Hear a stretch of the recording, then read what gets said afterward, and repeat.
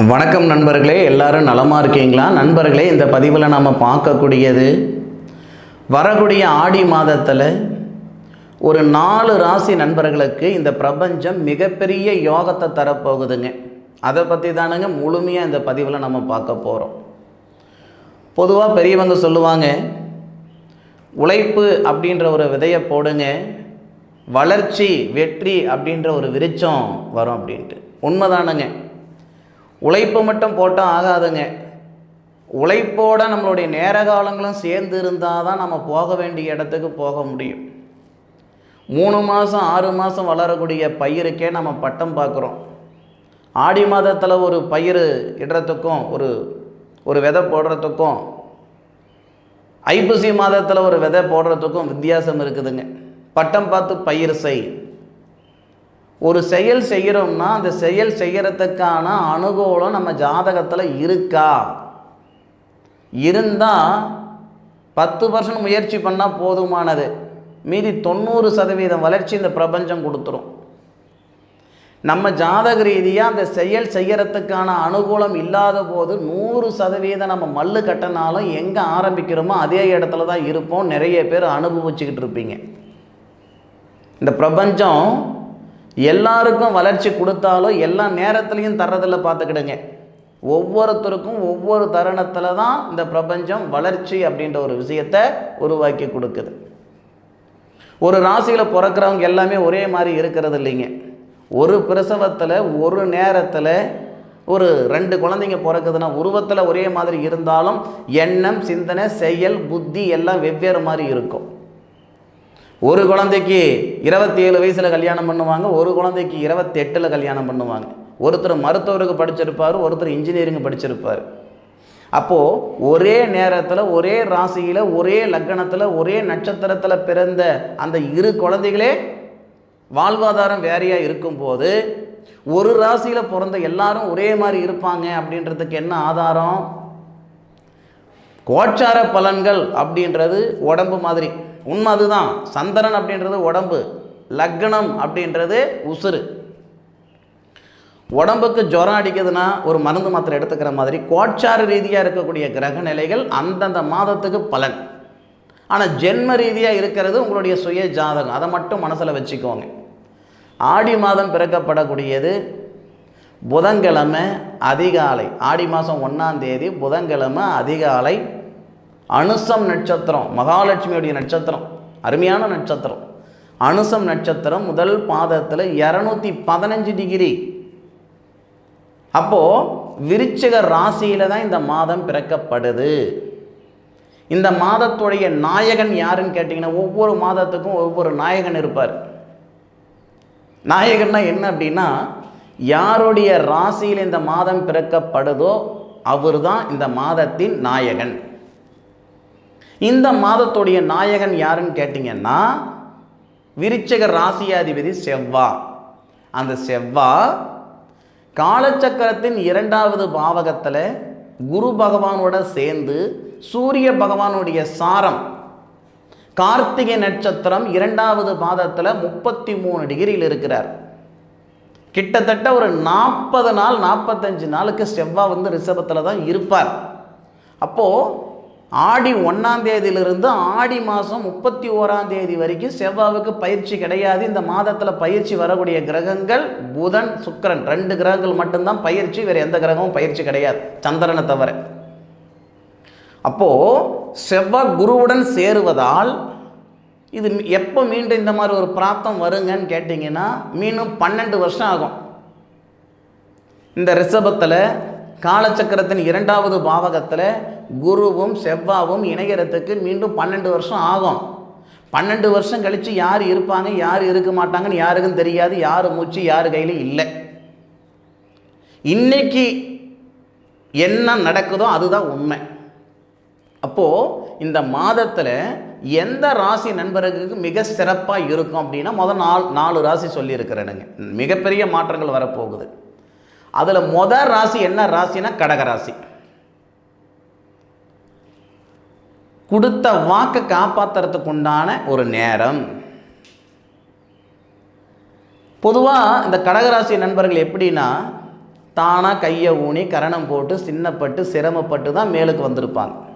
ஏதோ ஒரு கிரகம் ஒரு 2 வருஷ காலமாக கழுத்து பிடிக்கிற அளவுக்கு கடன் பிரச்சனை இருக்கும், பொருளாதாரத்தில் சங்கடங்கள் இருக்கும், ஒரு மிஷின் வாழ்க்கை மாதிரி தான் வாழ்ந்துக்கிட்டு இருப்பாங்க.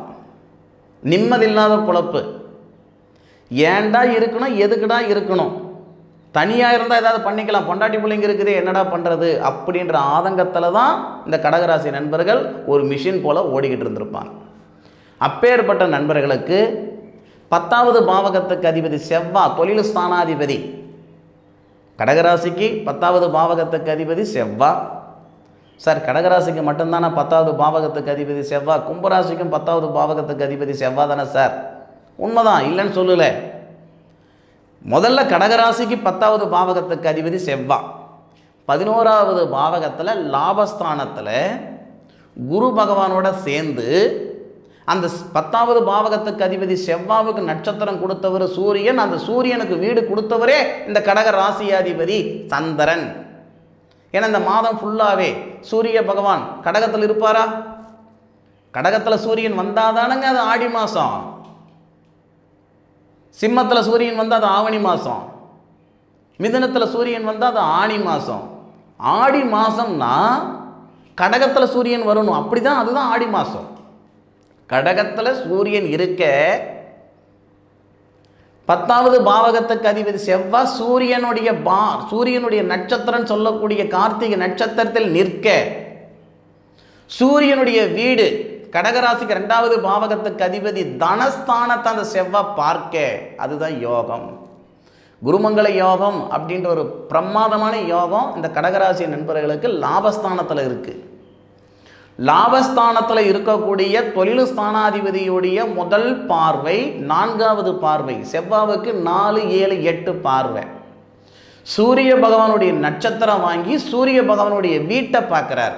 அந்த சூரிய பகவான் கடகராசி நண்பர்களுக்கு மட்டுமே தனஸ்தானாதிபதியாக வராரு, குடும்பஸ்தானாதிபதியாக வராரு, ஏன் உடல் ஸ்தானாதிபதியாக வராரு, படிப்பு ஸ்தானாதிபதியாக வராரு.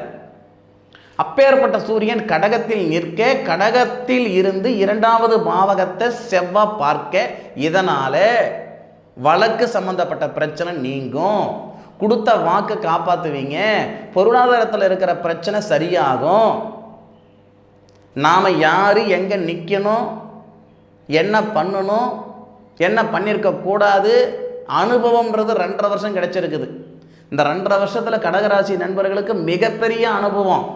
கொஞ்ச நஞ்ச அனுபவமெல்லாம் கிடையாது சாமி, அருமையான அனுபவம், விலை மதிக்க முடியாத அனுபவம், மிகப்பெரிய ஒரு அடி, சாதாரண அடியெல்லாம் கிடையாது. அப்பேற்பட்ட அடி 2.5 வருஷமாக வாங்கியிருந்திருப்பீங்க இந்த கடகராசி நண்பர்கள். அந்த அனுபவத்தை வாங்கியிருப்பீங்க. அந்த அனுபவத்தால் இந்த கிரக அமைப்புகள் சாதகமாக இருக்கிற பட்சத்தில் உங்கள் ராசிக்கு 8வது பாவகத்தில் இருக்கக்கூடிய சனி பகவான் அஷ்டமச்சனியாக இருந்தவர் வக்கரத்தில் இருந்து அதே சூரியனுடைய வீட்டை பார்க்க, அதே இடத்த செவ்வாய் பார்க்க, இதனால் மிகப்பெரிய யோகம் இருக்குது, அதில் மாற்று கருத்து இல்லை.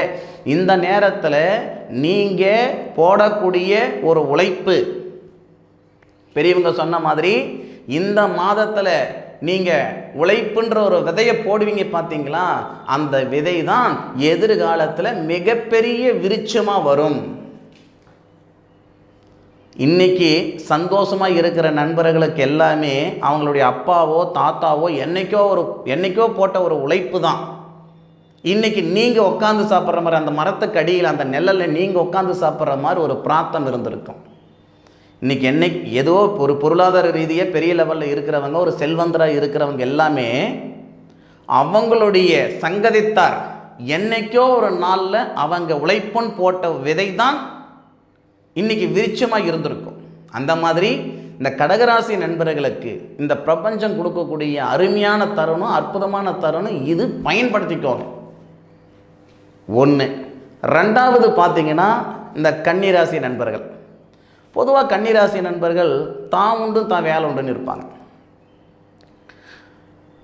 செயல்திறம் அதிகமாக இருக்கும், வளன்னு பேசிக்கிட்டு இதெல்லாம் கிடையாது. அவங்க கண்ணு பார்த்தா கையை வேலை செய்யும். எதில் எப்படி இருந்தாலும் காரியத்தில் கண்ணாக இருப்பாங்க. எங்கள் ஊர் பக்கம் ஒரு பழமொழி ஒன்று இருக்குதுங்க, சாதி சனத்தை சொல்கிறேன்னு தப்பாக எடுத்துக்காதீங்க. வெள்ளால பொண்ணு விளையாட போனாலும் வீடு திரும்பும் போது ஒரு சும்மா விறகோட திரும்பும்னு சொல்லுவாங்க. தப்பாக எடுத்துக்காதீங்க இந்த வார்த்தை சொல்கிறதுக்கு. எதுக்காக சொல்கிறேன்னா, அந்த மாதிரி இந்த கன்னிராசி நண்பர்கள் கள்ளங்கபடம் இல்லாமல் இருந்தாலும், சூதுவாதி இல்லாமல் இருந்தாலும், அவங்களுடைய காரியத்தில் அவங்க கண்ணாக இருப்பாங்க. ஒருத்தர் கெடுக்குன்னு நினைக்க மாட்டாங்க. ஒருத்தருடைய வாழ்வாதாரத்துக்கு தான் காரணமாக இருப்பாங்க, யாருடைய அழிவுக்கும் காரணமாக இருக்க மாட்டாங்க. ஆனால் அப்பேற்பட்ட நண்பர்களுக்கு இது உன்னதமான நேரம், அருமையான நேரம், அற்புதமான நேரம். எந்த அடிப்படையில்?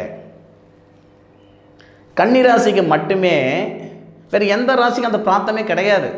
இந்த கன்னிராசிக்காரங்களுக்கு மட்டும் பார்த்தீங்கன்னா, தன்னுடைய ராசியாதிபதி புதன் ஆட்சியாகவும் ஆவார், உச்சமாகவும் ஆவார். இதே மிதுன ராசியில் பிறந்தவங்களுக்கு கூட ராசியாதிபதி புதன் தான்.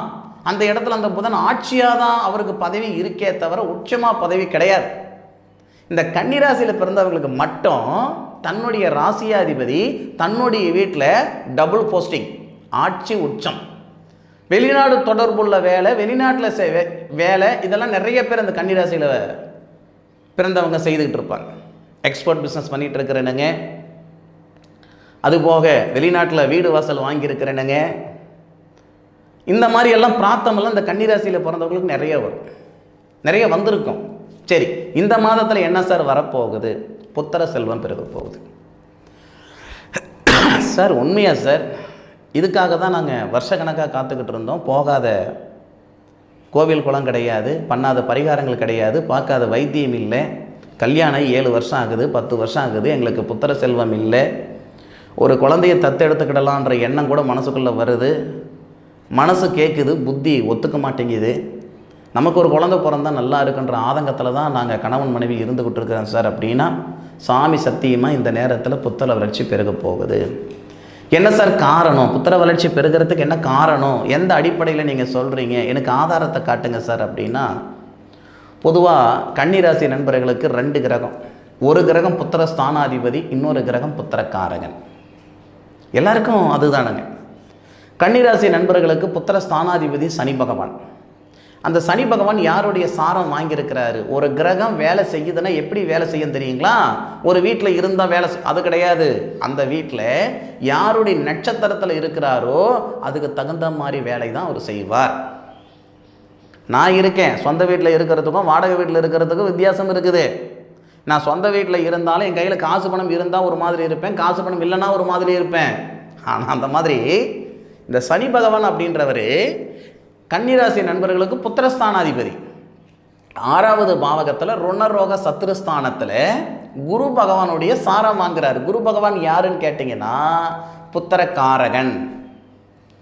புத்திரக்காரகன் உங்களுடைய புத்திர ஸ்தானாதிபதிக்கு நட்சத்திரம் கொடுத்துருப்பாரு, உங்களுடைய ராசியை பார்ப்பாரு. அதுபோக ஐன சுகஸ்தானம்னு சொல்லுவாங்க. குழந்தை பாக்கியத்துக்கு ஐன சுகஸ்தானம் ரொம்ப முக்கியமானது. ஐன சுகஸ்தானாதிபதி மட்டும் கெட்டு போயிருந்தால், ஐன சுகஸ்தானம் மட்டும் பலவீனமாக இருந்தால் ஒரு தம்பதிகளுக்கு குழந்தைய பிறக்காது. புத்திரஸ்தானம்ன்றது ஒரு பட்சம்தான், ஐன சுகஸ்தானம்ன்றது இன்னொரு பட்சம். கணவன் மனைவிக்குள்ளே இருக்கக்கூடிய அந்யோன்யம் தாம்பர்த்தியம். அப்போது ஐன சுகஸ்தானாதிபதினு சொல்லக்கூடிய கிரகம் சூரியன், கடக, அதாவது நம்ம இந்த புதனுடைய வீடு கொண்ட அந்த கன்னிராசி நண்பர்களுக்கு ஐன சுகஸ்தானாதிபதி சூரியன். அவர் 11வது பாவகன் சொல்லக்கூடிய லாபஸ்தானத்தில் வராரு. யாருடைய நட்சத்திரம் வாங்குறாரு? மாத தொடக்கத்தில் குரு பகவானுடைய நட்சத்திரம், ஸ்ரீராமருடைய நட்சத்திரம் சொல்லக்கூடிய புனர்பூச நட்சத்திரத்தில் வர்றார். அப்போது ஐன சுகஸ்தானாதிபதி குருவடி நட்சத்திரத்தில் இருக்காரு, புத்திரஸ்தானாதிபதி குருவடி நட்சத்திரத்தில் இருக்காரு. அந்த குருவே நம்ம ராசியை பார்க்குறார். இதை விட ஒரு நல்ல நேரம் புத்திர பாக்கியத்துக்கு வரணுமா? சொல்லுங்கள் பார்க்கலாம். சார், நான் 1000 முறை நான் ஹாஸ்பிட்டல் வைத்தியம் பண்ணி பார்த்துட்டேன். ஐயா, அது வேண்டாம், விட்டுடுங்க. 1000 காசில் ஆகாதது அருகம்பில் ஜூஸால் ஆச்சுன்னு சொல்லுவாங்க. இந்த நேரம் உங்களுக்கு நல்லா இருக்குது, குழந்தை செல்வம் பெருகிறதுக்கு உங்களுக்கு உடன்பாடு இருக்குது, நம்பிக்கை இருக்குதுன்னா பயன்படுத்திக்கோங்க. இந்த பிரபஞ்சம் ஒருத்தர் கையை பிடிச்சி கூட்டிகிட்டெல்லாம் போகாதுங்க. இதுதான் பாதைன்னு யாராவது ஒருத்தர் மூலியமா தெரியப்படுத்தும் இல்லையா? அது பயன்படுத்திக்கிட்டால் உங்களுக்கு சாதகம், இல்லையா உங்களுக்கு அது எப்படின்னு சொல்ல தெரியாது எனக்கு. அதனால் இது புத்திர பாக்கியத்துக்கு உகந்த மிகப்பெரிய ஒரு தருணம், அற்புதமான ஒரு தருணம். அது மட்டும் கிடையாது, திருமணத்துக்கும் உகந்த நேரம் இது. ஏன்னா இந்த கன்னிராசியில் பிறந்தவங்களுக்கு புத்திர ஸ்தானாதிபதியாக சனி பகவான் வராரு அப்படின்னா புத்திர காரகன் குரு பகவான் வருவார். கல்யாண ஸ்தானாதிபதின்னு சொல்லக்கூடிய கிரகமும் குரு தான். அப்போ குரு செவ்வாவுடன் சேர்ந்து குருமங்கள யோகமாக இருந்து அந்த குருவுக்கு நட்சத்திரம் கொடுத்தவர் சந்திரன். கிருஷ்ணர் பிறந்த நட்சத்திரம்னு சொல்லுவாங்க ரோகிணி நட்சத்திரத்தை. அந்த ரோகிணி நட்சத்திரம் 3வது பாதம் 47 டிகிரியில் குரு இருந்து உங்கள் ராசியை பார்ப்பார். புத்திர செல்வத்தில் இருக்கிற சங்கடங்களும் சரிப்படுத்தும், திருமணத்தில் இருக்கிற தடைகளும் நீங்கும். பயன்படுத்திக்கோங்க. அடுத்த ராசி எதுன்னு கேட்டிங்கன்னா சந்தேகமே கிடையாது, இந்த மாதத்தின் நாயகன் யாருன்னு கேட்டிங்கன்னா செவ்வாய். அந்த செவ்வாவுடைய ஒரு வீடான விருச்சகம். விடியல் பிறக்கக்கூடிய ஒரு மாதம் விருச்சக ராசிக்கு. நான் தனிப்பதிவிலேயே சொல்லியிருப்பேனுங்க, விருச்சக ராசிக்கு 30 வருடம் கழித்து வரக்கூடிய பிரமாதமான யோகம்ட்டு. விருச்சக ராசிக்கு மட்டுமே தொழில் ஸ்தானாதிபதி சூரியன் வருவார். வேறு எந்த ராசிக்கும் தொழில் ஸ்தானாதிபதி சூரியன் வரமாட்டார். விருச்சிக ராசிக்கு மட்டுமே கிடைச்ச மிகப்பெரிய ஒரு ஒரு ஒரு அமைப்பு அது. அப்போது பிராத்தம் அமைப்பு எப்படினாலும் சொல்லலாம். விருச்சிக ராசிக்கு தொழில் ஸ்தானாதிபதின்னு சொல்லக்கூடிய சூரியன் விருச்சிக ராசிக்கு 9வது பாவகத்தில் ஏற 9வது பாவகத்துக்கு அதிபதி சந்திரன் விருச்சிக ராசியில் இருக்க தொழில் ஸ்தானாதிபதிக்கு நட்சத்திரம் கொடுத்த சூரியன் தொழில் ஸ்தானாதிபதிக்கு நட்சத்திரம் கொடுத்த குரு உங்களுடைய ராசியை பார்க்க, தொழில் ஸ்தானாதிபதிக்கு நட்சத்திரம் கொடுத்த குருவுக்கு நட்சத்திரம் கொடுத்தவர் சந்திரன். அந்த சந்திரன் உங்கள் வீட்டில் இருக்கார். சந்திர மங்கள யோகம், குரு சந்திர யோகம், குரு மங்கள யோகம், இந்த மாதிரி 3 யோகங்கள் நேர் பார்வையில் இருக்கு. தொழில் சார்ந்த விஷயங்களுக்கு அருமையான நேரம், அற்புதமான நேரம். சார் எல்லா உழைப்பு இருக்குது சார், உயர்வு மட்டும்தான் சார் இல்லை. உங்ககிட்ட சொல்கிறதுக்கு என்ன, எல்லோரும் 8 மணி நேரம் வேலை செய்வாங்க, நானும் 8 மணி நேரம் வேலை தான் சார் செய்கிறேன். ஆனால் 8 மணி நேரத்தில் 15 மணி நேரம் வேலை சேர்ந்து செஞ்சுக்கிட்டு இருக்கிறேன் சார். இந்த மாதிரி எங்கேயாவது இருக்குதா? செய்கிறது 8 மணி நேரம் வேலை தான், ஆனால் அந்த வேலை பளு பார்த்திங்கன்னா 15 மணி நேரம் வேலையை 8 மணி நேரத்தில் முடிக்கிறேனுங்க. சாமி சத்தியமாக உண்மை. விருச்சிக ராசி நண்பர்கள் அனுபவிச்சுக்கிட்டு இருக்கிறது இந்த நிமிஷம் வரைக்கும் இதுதான். உழைப்புக்கு தகுந்த உயர்வு இல்லை, வாழ்க்கைக்கு ஏற்ற வளர்ச்சி இல்லை, வேண்டா வெறுப்ப வேறு வழி இல்லாமல் தான் ஒரு வேலை செய்துக்கிட்டு இருக்கிற மனநிலைக்கு தள்ளப்பட்டிருக்கிறீங்க. இந்த நேரம் என்ன சொல்லுதுன்னா, உழைப்புக்கு தகுந்த உயர்வு கொடுப்பேன், வாழ்க்கைக்கு ஏற்ற வளர்ச்சி கொடுப்பேன்னு சொல்லுது. இன்னும் ஒரு சிலர் சுய தொழில் செய்யணுன்ற எண்ணம் இருக்குதா, அருமையான நேரம், அற்புதமான நேரம். நீங்கள் எங்கேயும் கேட்க தேவையில்லை. நான் சொன்ன வார்த்தையை வேத வாக்க நினச்சிக்கிட்டு செய்யுங்க, நடக்கும். நடக்கலைன்னு என் சட்டையை பிடிச்சி கேளுங்க.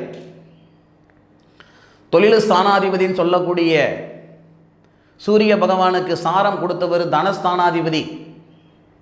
அப்பேற்பட்ட தொழில் ஸ்தானாதிபதிக்கு வீடு கொடுத்தவர் சந்திரன் உங்கள் வீட்டில் இருக்கார். அப்பேற்பட்ட அந்த சந்திரனுக்கு நட்சத்திரம் கொடுத்தவர் சுபஸ்தானாதிபதின்னு சொல்லக்கூடிய சனி பகவானுடைய பார்வை சந்திரன் மேலே படுது, உங்கள் ராசி மேலே படுதுங்க. குரு பகவானுடைய பார்வை உங்கள் ராசி மேலே படுது, செவ்வாவுடைய பார்வை உங்கள் ராசி மேலே படுது. அருமையான பிராத்தம். சுய தொழில் செய்யுங்க, இல்லை தொழிலில் மாற்றங்கள் பண்ணணுமா பண்ணுங்க, வெளியூர் வெளிநாடு போகணுமா போங்க. தொழில் சார்ந்த விஷயங்களுக்கு நீங்கள் எடுக்கக்கூடிய முயற்சி சாமி சத்தியமாக நல்ல விதமாக இருக்கும், அதில் மாற்று கருத்து இல்லை. நாளைக்கு மழை வரும், கொடை எடுத்துகிட்டு போங்கன்னு நான் சொல்கிறேன். இல்லை வந்தால் பார்த்துக்கலாம் மழை அப்படின்ட்டு கொடை எடுக்காமல் போகிறீங்கன்னா அது உங்களுடைய சொந்த சௌகரியம். கட்டாயப்படுத்தலை. இந்த நேரத்தில் நீங்கள் தனியாக தொழில் செஞ்சாகணும், தொழில் நல்லா இருக்கும், தொழில் பிராத்தம் நல்லா இருக்கும், இந்த நேரத்தில் தொழிலுக்காக நீங்கள் எடுக்கக்கூடிய முயற்சிகள் நல்ல விதமாக இருக்கும் அப்படின்னு நான் சொல்கிறேனே தவிர நீங்கள் செஞ்சே ஆகணும் நான் கட்டாயத்தெல்லாம் படுத்தலை. உங்களுக்கு விருப்பம் இருந்தால் செஞ்சுக்கோங்க. நான் சொல்லி தான் உங்களுக்கு நடக்கணும்னு ஒரு பிராத்தம் இருந்தால் யார் தடுத்தாலும் அது தடுக்க முடியாது. 1000 கைகள் மறைத்தாலும் ஆதவனை மறைக்க முடியாது. அந்த மாதிரி இந்த பிரபஞ்சம்ன்றது யாராவது ஒருத்தர் மூலியமா நம்மளுடைய சாதகமான நேரத்தை நமக்கு உணர்த்தும். இந்த பிரபஞ்சத்துடைய கருவி அப்படின்னு தான் நான் நினச்சிக்கிறேன், ஒரு வழிகாட்டுதலாக தான் நான் நினச்சிக்கிறேன். இந்த வார்த்தையே இந்த நேரத்தில் 1 மணி நேரத்துக்கு முன்னுக்கு இந்த பதிவு பண்ணுவேன் அப்படின்ற எண்ணம் என் மனசில் இல்லை. திடீர்னு எனக்கு தோணுச்சு இந்த பதிவு இந்த நேரத்தில் பண்ணால் நல்லா இருக்குமே அப்படின்ட்டு. அப்போது இது கடவுளுடைய பிரார்த்தமாக தான் நான் நினைக்கிறேன். என் மூலியமாக இந்த ஒரு நிகழ்வுகளை, இந்த ஒரு விஷயங்களை, இந்த ஒரு எதிர்கால பலன்களை உங்களுக்கு சொல்ல வச்சிருக்குது இந்த பிரபஞ்சம். அவ்வளோதான். நேற்று நான் நினைக்கல, 1 மணி நேரத்துக்கு முன்னாடி நான் நினைக்கல. ஏன் இந்த பதிவு பார்க்குற நீங்கள் 10 நிமிஷத்துக்கு முன்னுக்கு நீங்கள் நினச்சிருக்க மாட்டீங்க இந்த மாதிரி விஷயங்களை நான் சொல்லுவேன்ட்டு, இல்லையா? ஏதோ ஒரு வகையில் ஒரு வழிகாட்டுதல் பயன்படுத்திக்கோங்க. தொழில் சார்ந்த விஷயங்களுக்கு நல்லா இருக்கும், பொருளாதார விஷயங்களுக்கு நல்லா இருக்கும். கடன் பிரச்சனை இருக்குது, கழுத்து பிடிக்கிற அளவுக்கு இருக்குது, இருக்கலாமா இருக்க வேணாமான்ற மனநிலையில் நாம் இருக்கிறோம்னா இந்த நேரத்தில் நீங்கள் எடுக்கக்கூடிய முயற்சிகள் உங்களுடைய பொருளாதாரத்தில் இருக்கிற பிரச்சனைகளை சரிப்படுத்தும், தொழில் ரீதியாக இருக்கிற சங்கடங்களை சரிப்படுத்தும். நல்லா இருக்கு. குருச்சந்திர யோகம், குருமங்கள யோகம், புதனாதித்ய யோகம், எல்லா யோகமும் இந்த விருச்சிக ராசி நண்பர்களுக்கு நிறைஞ்சிருக்குது இந்த மாதத்தில். இது பார்த்துக்கிடுங்க. அடுத்தது சந்தேகமே இல்லை, கும்பராசி தான். அதில் மாற்றமே கிடையாது, கும்பராசி தான். பொதுவாக இந்த கும்பராசியில் வரக்கூடிய நட்சத்திரங்கள் விசித்திரமான நட்சத்திரங்கள். முதல் நட்சத்திரம் கும்பராசியில் வரக்கூடியது வசுக்கள் பிறந்த நட்சத்திரமாக வரக்கூடிய அவிட்டம் நட்சத்திரம். அருமையான நட்சத்திரம். அவிட்டம் நட்சத்திரம் அப்படின்னா கும்பராசிக்கு 10 கூடிய செவ்வாய், 3 கூடிய செவ்வாவுடைய நட்சத்திரம். அதன் பிறகு வரக்கூடிய ராகு சதய நட்சத்திரம் வரும் பாருங்க. நீதியும் நேர்மையும் தவறாமல் வழி நடக்கக்கூடியவர் அப்படின்னா யமனீஸ்வரர் மட்டும்தான்.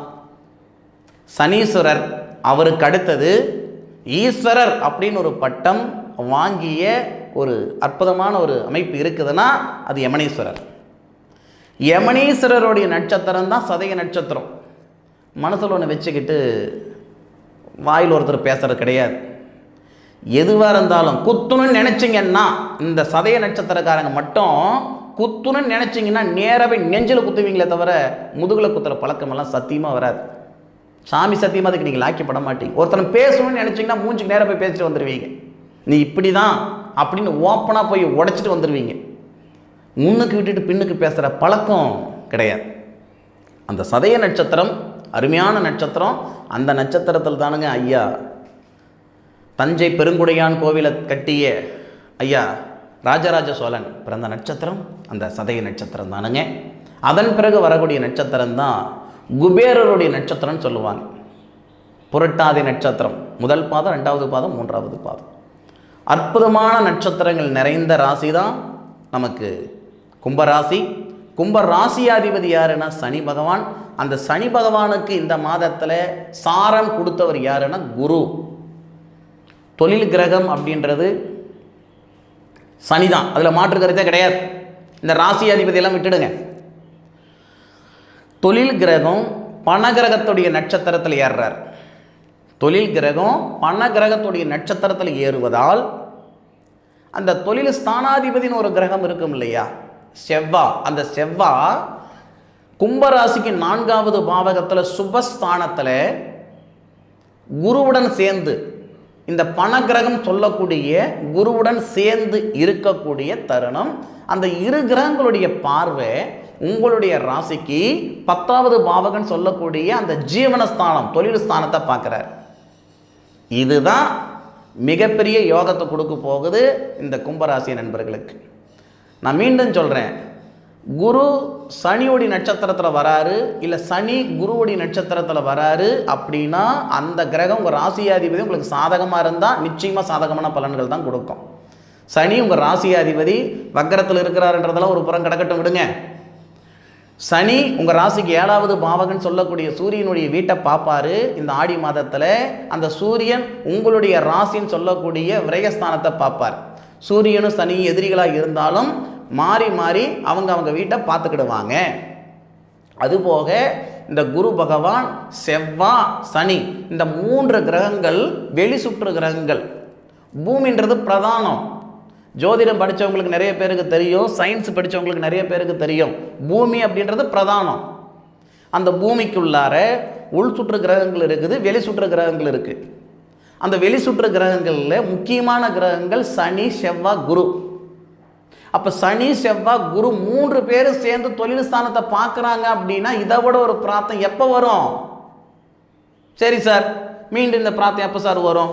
30 வருஷம் கழிச்சு இதே இடத்துக்கு சனி வராரு, 30 வருஷம் கழிச்சு இதே இடத்துக்கு ரிஷபத்துக்கு குரு வருவாரா, இல்லை அந்த ரிஷபத்துக்கு செவ்வாய் வருவாரா? சொல்லுங்க பார்க்கலாம். மனுஷனாக பிறந்தா ஏதோ ஒரு நேரத்தில் நமக்கான ஒரு சந்தர்ப்பம் இந்த பிரபஞ்சம் கொடுக்கும். அது வேண்டாம், மறுபடியும் சந்தர்ப்பம் வரும் அப்படின்னு உக்காந்துக்கிட்டு இருந்தா அது நல்லதனம் இல்லையான்றது நீங்கள் முடிவு பண்ணிக்கோங்க.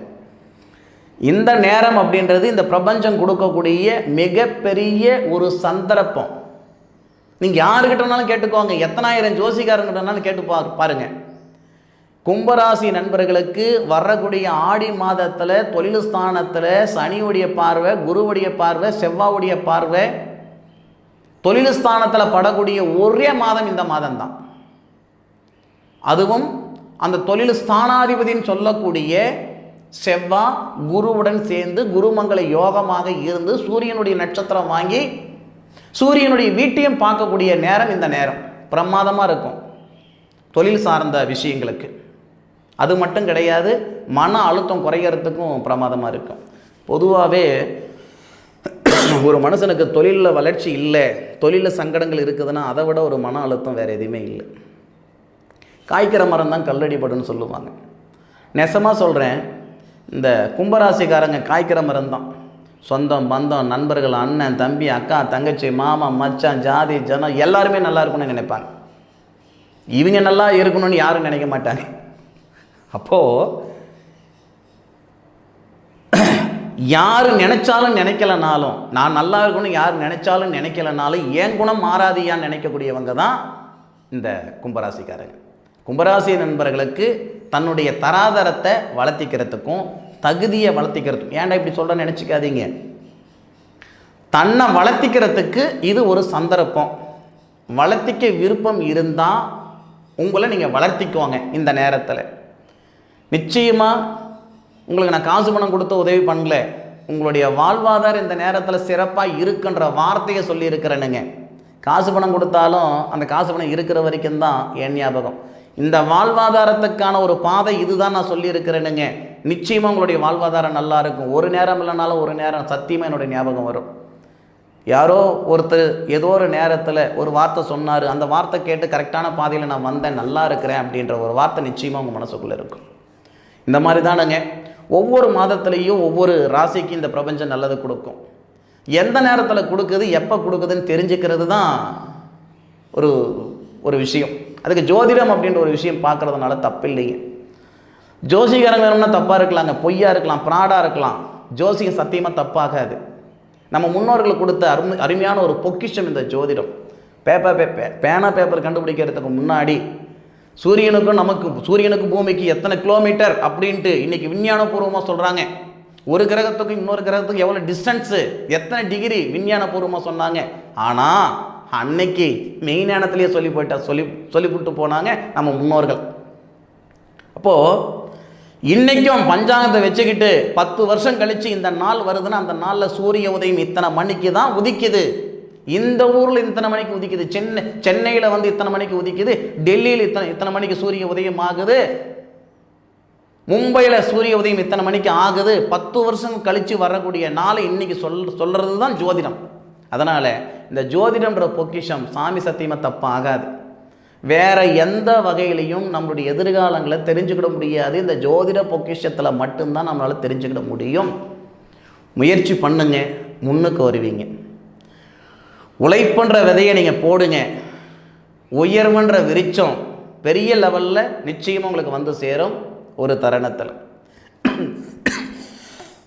இந்த மாதத்தில் இது நடக்கும்னா இந்த மாதத்திலேயே நடந்துடாது. இந்த மாதத்தில் போடக்கூடிய உழைப்பு தான் 4 வருஷம் கழிச்சோ 3 வருஷம் கழிச்சோ 2 வருஷம் கழிச்சோ ஒரு மிகப்பெரிய விருட்சமாக வரும். செடி வச்ச உடனே செடி பக்கத்தில் போய் உட்காந்துடக்கூடாது, இன்றைக்கி எனக்கு பலன் கொடுக்கணுன்ட்டு. தக்காளி செடி வச்சா கூட 4 மாதம் ஆகுங்க நமக்கு தக்காளி பழம் 4 கிடைக்கிறதுக்கு. அப்போ நாம் வைக்கிறது வாழ்வாதாரத்துக்குண்டான ஒரு செடியை. அப்போது வாழ்க்கை முழுவதும் அது நமக்கு பலன் கொடுக்கும், கொஞ்சம் தாமதமாக தான் செய்யும். ஆக இந்த தருணம் நல்லா இருக்குது, தயவுசெய்து பயன்படுத்திக்கோங்க. அதுபோக உங்களுடைய சுய ஜாதகங்களை பாருங்கள். சுய ஜாதகத்தில் என்ன தசை நடக்குது, என்ன புத்தி நடக்குது, தொழில் ஸ்தானாதிபதி யார், தொழில் காரகன் யார், புத்திர ஸ்தானாதிபதி புத்திர காரகன் யார், திருமண காரகன் யார், திருமண ஸ்தானாதிபதி யார், நம்ம என்ன எதிர்பார்ப்பு இருக்கோ ஒவ்வொருத்தருக்கும் ஒவ்வொரு விதமான எதிர்பார்ப்பு. எல்லாருக்கும் ஒரே மாதிரியான எதிர்பார்ப்பு கிடையாது. அந்த எதிர்பார்ப்புக்குரிய கிரகம் எது, அது பலமாக இருக்காரா பலவீனமாக இருக்காரா? பலவீனமாக இருந்தால் பலமாகிற வரைக்கும் வெயிட் பண்ணுங்க. சரியா? உங்களுடைய ஜாதகத்துக்கு தயவுசெய்து முக்கியத்துவம் கொடுங்க. என்னுடைய காணொலியை முழுமையாக பார்த்தமைக்கு மனசிலிருந்து நம்ம மனமார்ந்த நன்றிகளை சொல்லிக்கிறேனுங்க. மீண்டும் அடுத்த ஒரு அற்புதமான தருணத்தில் உங்கள் அனைவரையும் சந்திக்கும் வரை உங்களிடமிருந்து விடைபெறுவது உங்கள் வீட்டு ஜோதிட நண்பனான மா காளிதாஸ் மணிகண்டன். திருச்சிற்றம்பலம். வாழ்க வையகம், வாழ்க வளமுடன்.